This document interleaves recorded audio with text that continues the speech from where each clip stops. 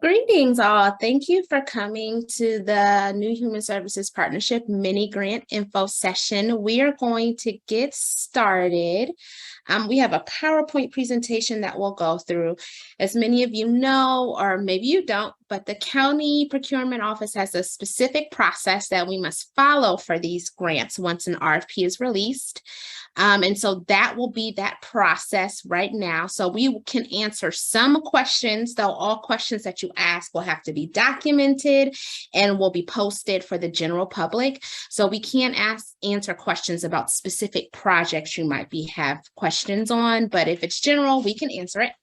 Also, caveat disclaimer, I have my 6-month-old home with me today, and he just got his shots. So he's cool with daddy right now, but he is not in a happy place. So bear with me if I get handed over a crying baby. So if you can, please put your name and organization in the chat so we know who all is present. And Katie, you can pull up that PowerPoint. Okay, I'm gonna share my screen. One second.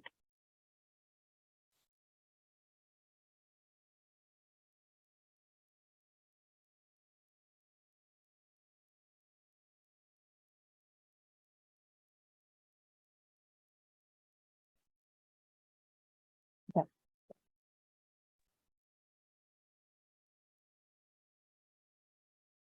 Perfect. Thanks, Katie.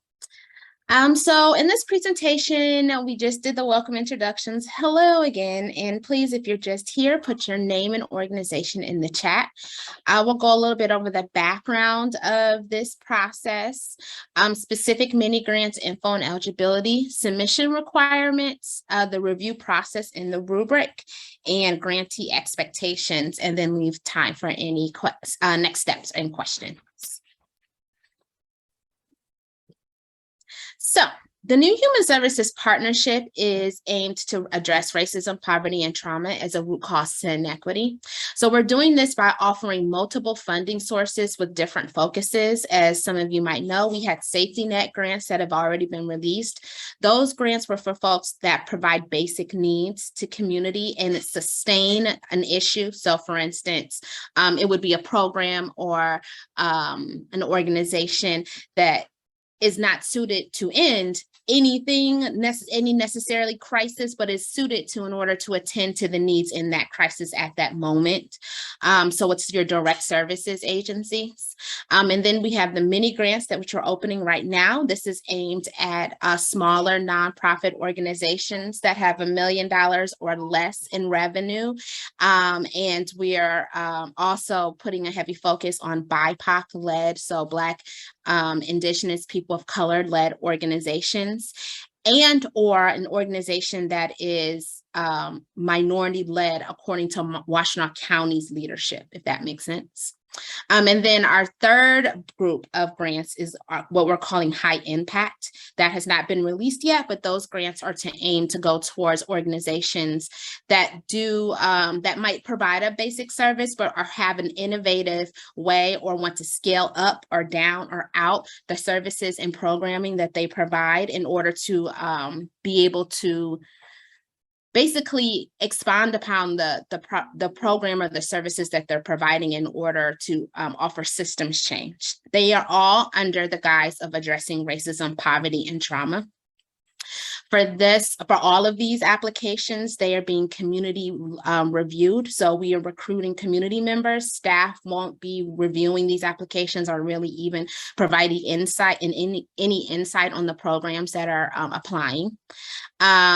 In the application process, we are also incorporating an equity evaluation. So what that means is we'll be asking folks to provide us just what are your different equity initiatives that are happening internal to your organization.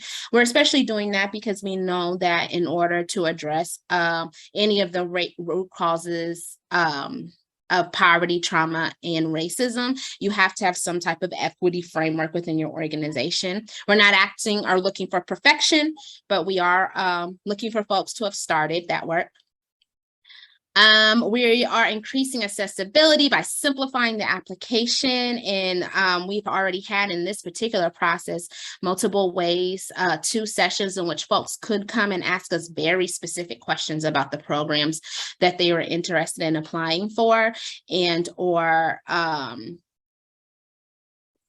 what they were applying for, and or just about this process in general. And so we're hoping to make this process a lot more accessible to folks.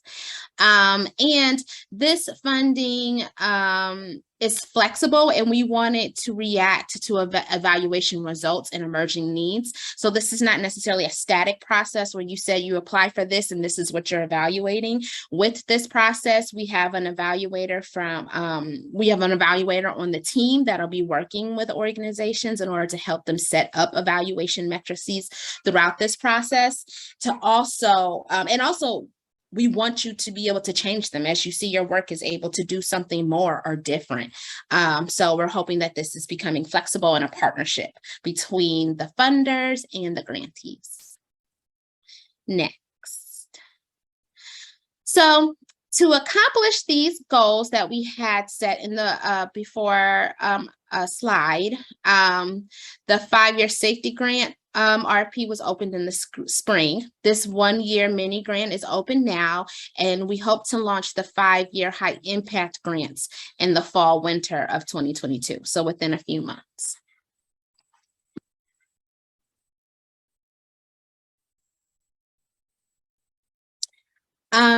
Sorry, I'm inviting folks into the room.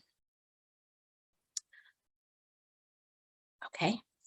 So the mini grants have our annual grants of $40,000 to human services organizations. We have $407,000 total funding for 2022. So we are going to be offering 10 grants. With the focus, again, it's on smaller organizations who are addressing poverty, racism, and trauma as a root cause to institutional inequity in Washtenaw County. We're highlighting that because in your application, we need you to identify how your program or organization or whatever you're applying for will address racism, poverty, or trauma. Not all 3, but at least one. We have a goal of allocating to at least 60% or more funding to organizations that are led by underrepresented identities. And again, to organizations with an overall budget of $1 million or less. Sorry, screaming baby in the background. Submission requirements. So the RFP is now open as of Monday, August 22nd. The submissions are due Tuesday, September 20th by 3 p.m. Once you submit, how to submit your application. So we have released in the application,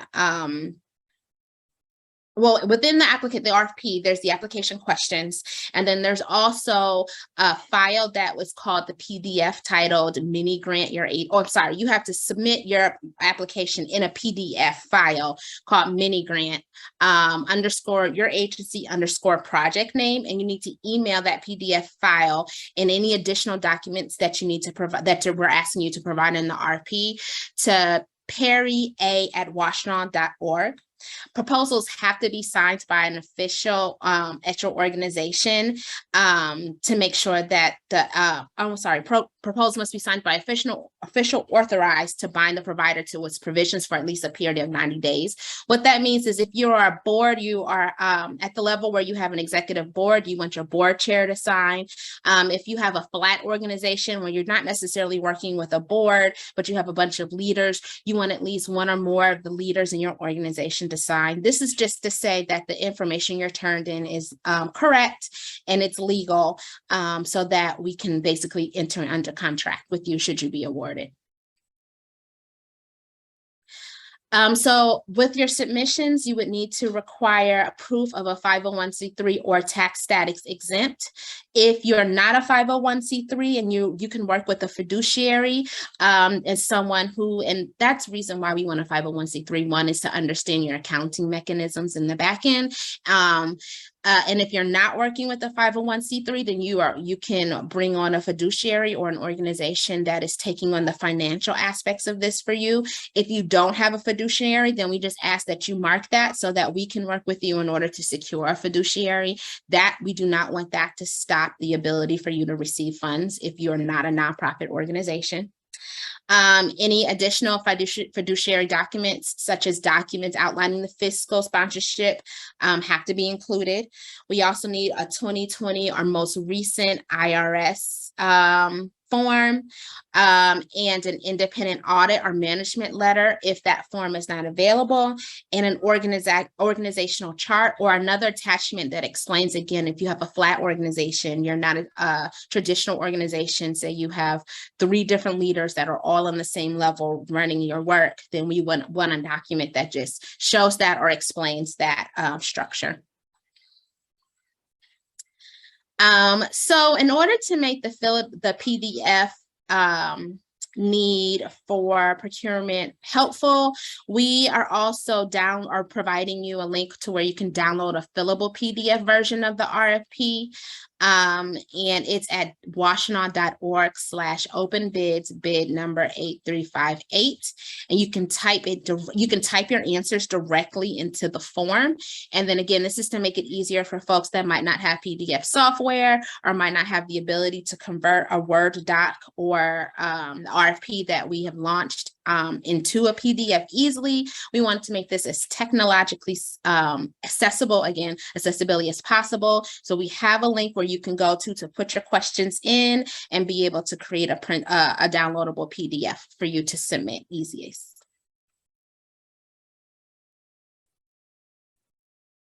You can go next, Katie. So these are just, again, other questions, sample of narrative questions for the RFP. So your program management and talking about describing the staff structure, etc. Again, PDF, you can use the printable, fillable PDF for this. Next. Positive impacts of the program. We're looking for you to just input any positive aspects that your program is going to have. Again, you want to tie in that racism, poverty, trauma. Next, we want to know your program participants, who you're going to be working with, as much detail as possible. Again, community reviewers are going to be looking at this. And again, even if staff are aware of your program, we don't want to put in any bias in this process as folks are reviewing these applications. So we do ask that you be clear and concise as possible. Next. So root cause analysis, this is another big piece. Again, we want you to make sure you're tying it to the goal of how the program or organization or whatever you're applying for will address racism, poverty, and trauma. And that, again, just need one of the 3, not all 3. We want to understand your agency's equity approach and what that is. We're not looking for perfection. We're not looking for you to have completed this work. We just want to understand where your organization is in the process. And then we're looking for your strengths of your organization. What do you do and why do you do it well? And especially it would be really nice if in this section you really hint at any stakeholder engagement that you've had that folks who have used your services or have benefited from your program can also be able to speak to why your agency is strong. Next. Same for areas of growth. We're looking for you, again, to talk about what could your program do better? What does it need to do better? How does community feel about your programs and the areas in which it could do better? And then we're just looking at questions around previous funding. And this is also getting at our budget information that we were looking for. And that's a lot of those documents that I've mentioned already. Next, Katie. So we're also having a section when you're going to be putting in and answering any questions to the actual funding amount that you need in order to do the program that you're applying for. So this is what we call a budget narrative, and you would just put in whatever it is. And we've gotten this question multiple times. Yes, you can submit for salaries. We are not precluding that line item, and just explain what that role would go to or any other area that you're submitting funding for, how those funds will be able, what they will be used for in regards to the organization at large or the program. Again, you always want to tie it back to the racism, trauma, or poverty, and how those things will help move that needle in that regard or in any of those three areas. Next. This is just it, a little closer together, a little up, a little up close. Next, Katie. So to complete the RFP, you're going to again visit this link, scroll down to RFP number 8358, click the documents link. You're going to click on supporting documentation and click fillable RFP. That's where that fillable PDF is. Some folks do still create their grant or their application outside of the PDF and copy and paste into the fillable PDF to make it easier. It's a little easier to see edits and even word counts. There are some areas that have a word stipulation. So you might want to create a Word doc and copy and paste in. The fillable PDF can be completed two ways. Open the PDF in your browser, and or you can download it to your computer before beginning the RFP and complete it on your computer. Either way will work. Next. So as a result of the coronavirus, Washtenaw County is receiving bids for the projects electronically only. So that's for some of you who have used to being able to drop off your application downtown in the administrative office. So the contractor, once we've received it, will deliver an electronics response, or sorry, therefore, please submit your contract in PDF form to Perry, I think, Katie, is that a typo? Should it say perrya@washtenaw.org? That's what the other email address Sorry about that. It's okay. Perry A. So please don't copy and paste this particular link. And if you do, double check with us before submitting so that you have the right email address. But you want to submit to perrya@washtenaw.org. You want to include your agency name, RFP number in the email subject line, and please submit those in order for them to be eligible for funding by Tuesday, September 20th at 3 p.m. So in true equity fashion, we also want to make sure that you are aware of, and this rubric is in the application or in the RFP, so you know exactly what we are going to be asking reviewers to kind of score these projects based on. So there are points, and the points are in a scaled fashion. So we have over here, as you see, it's 5 to 0 composition, and 5 is when something is super strong. 0 is when an agency is missing. This is, and it's different degrees. It's not necessarily 5 to 0, but if I'm making sense to you all, each section is going to be scored in a gradient. And if you get all of the points in that area, then the reviewer will score you with the highest points. Some sections are worth 5 points. Some are worth 10. There's a couple that are worth 15, if I'm remembering correctly. I'll go through a couple of these now. So the first one is an agency overview. That one hopefully is super easy for you all. You are really explaining your agency really well. You get the 5 points. The second one is the services and program description. So we really want to look at the services and program that will be supported by the grant. It's looking at the what and how. So can you really clearly and explain to anyone who's reviewing this what you do and how you do it? Next, Katie. The next one is program management. So this component is based on who is doing the work. So we really want to understand like the comprehensive description of your staffing structure. Again, we're not looking for a traditional organization necessarily. So don't be afraid to say we have 3 executive directors that all have the same power and no executive board. This funding is intended to go to organizations that are smaller organizations that are in different stages of development and or just different in general. And just please make sure you explain that difference and that you don't try to fit into a mold, and you'll get the highest points. And then you'll see the gradient on that. The fourth question, or the fourth area we'll be looking at, is the positive impact of the program. So again, this speaks to why you do what you do and what is the impact of that. Again, I would highly suggest that you really put in and be able to explain how community feels about your program, not just how staff feel about your program. Next. So the fifth one is on program participants, and this question is looking at how you serve as part of your agency and how they help in support addressing whatever root cause of inequity that your organization seeks to solve or help move the needle on. So again, you want to be really clear and concise and be able to point to those that you serve and or community and how they're involved. The root cause analysis, again, you want to be able to really clearly point to, and this one is where it gets to 15 points. You want to be able to, so it's weighted pretty high on how your program addresses racism, poverty, or trauma.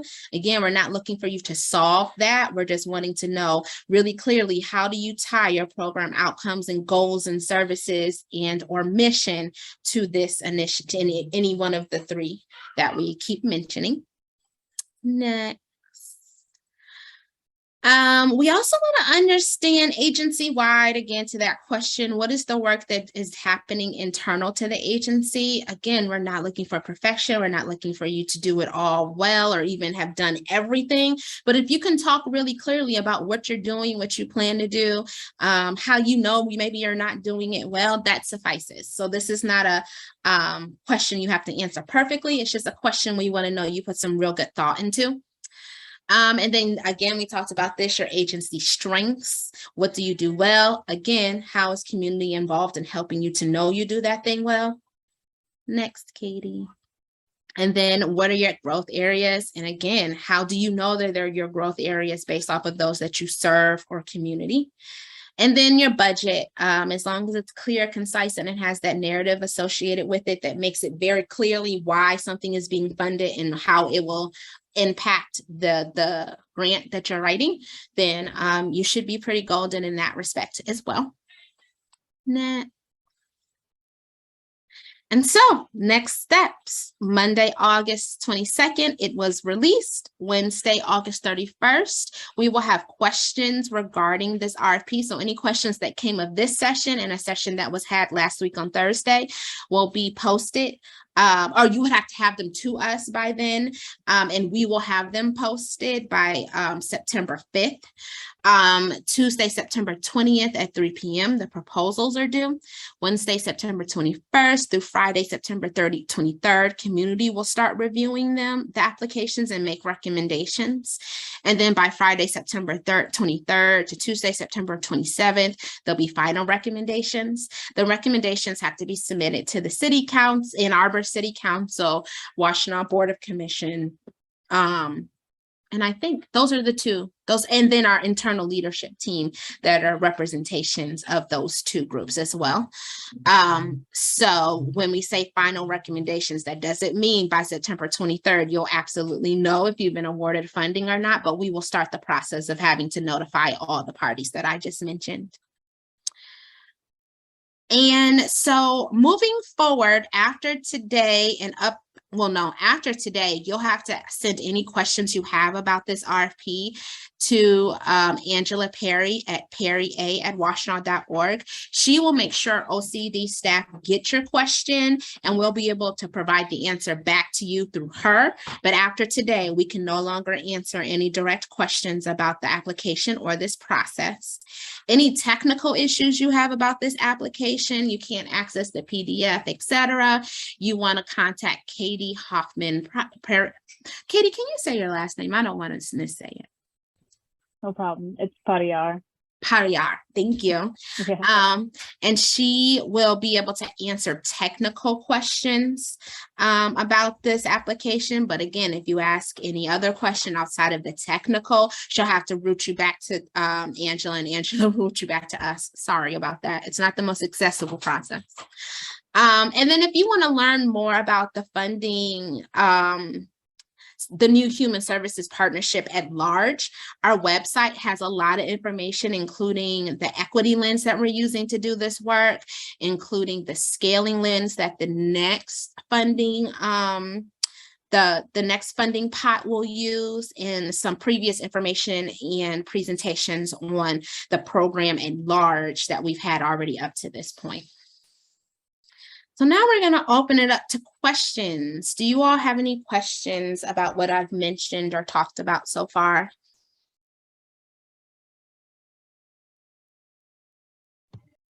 Hi, Morgan. This is Amarita. Will those slides be sent out to us so that we can review them or post it on the website somewhere? Yes, they will be posted. Okay, thank you. Mm-hmm.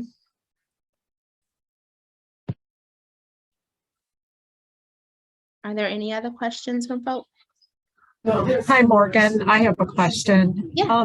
In regard to the section about submission requirements, did you say that you could provide either your most recent IRS Federal Form 990 or an independent audit and management letter, or Yeah. both required? Either. Either. Okay, thank you. Mm-hmm. Lisa?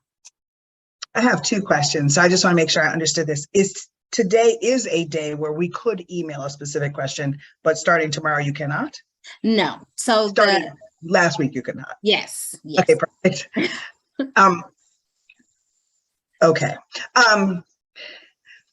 Is there somewhere a delineation of what kinds of things might be funded in terms of, for example, capacity to develop a program versus capacity to run a program? Is there somewhere that kind of identifies whether one would be okay but the other wouldn't? Both of those are eligible programs. Okay, thank you. Uh-huh. Are there any other questions? I will ask one more. So the grants are $40,000. Mhm. There would be 10 available. So is that to say that each budget presented should be $40,000? Great question. Yes, we want to gift grant / $40,000 to each organization. So please do write your budget with a total of $40,000. Thank you. I have a couple of questions in the chat regarding the organization size being less than 1 million. Do you mean the operating budget, or does this include any capital endowment? If you have an endowment, then you're not necessarily the organization we're looking for. We are looking for an organization that has a 1 million or less operating revenue, endowment, all of that. Can you please confirm if this is a reoccurring grant? No, it is not at the moment, though that's it. So I'm going to be honest, this is also pilot for all three of these. So it's not to say that next year, since you get the funds this year, you won't be able to reapply next year. We just don't know that as we're piloting this program. So right now it is not reoccurring. That doesn't mean that won't change. Stephanie, I see you. Thank you. Just a quick question. Will organizations that have leadership that includes people with disabilities be considered also a disadvantaged or disenfranchised group? That is definitely a group in Washtenaw County of leadership that is not, what is the word I'm saying? That is not the majority of leadership. So yes. Jamie? Hi, I had a question related to executive director composition. Those are just to better understand where the dollars are going in leadership demographics, not necessarily being scored, correct? Correct. Okay, great. I'd never seen a grant that asks about like household income and religion and things like that. So. Oh yeah, so that's all. curious. Yes, so that very good question. And yes, we're wanting to get at, is this a minority / BIPOC leadership led organization? And so we want to make sure that we're really counting in all the intersectional identities and not just race. So. I see another question. Is a 990 NE postcard acceptable? I'm assuming that's for the accounting piece or the auditing piece. If you can scan it and it's input it into the PDF or somehow submit it in your packet. I would like to say that it is. I'm not, that one's getting a little technical for me, so I'm not sure. So we might want to push that one up and ask Angela Perry and have that posted for you, Tyrone.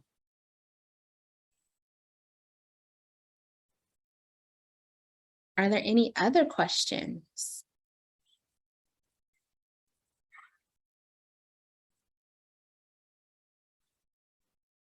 I did this pretty fast, so if you all feel good about it, I can give you an hour back of your lives. Awesome. I see claps. Okay. Yeah, Good that was job. phenomenal. Thank you. You're welcome. Awesome. Well, thank you all. And again, if you have questions, please submit them to Angela and she'll get them to us. We do have the presentation where folks could ask really specific questions that is posted and on our website. So there might be questions you have that others have answered that you can go back and watch that Zoom as well. And I look forward to reading proposals from all of you. Thank you so much. Bye.